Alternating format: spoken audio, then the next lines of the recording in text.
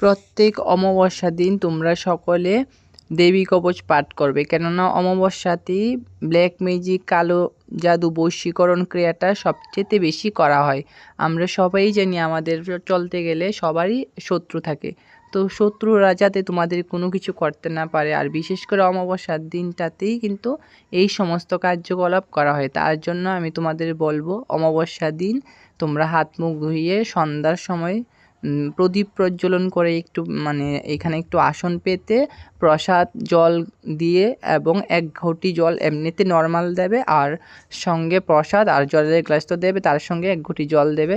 আর ওইখানে ধূপদীপ জেলে তোমরা দেবী কবচ পাঠ করো।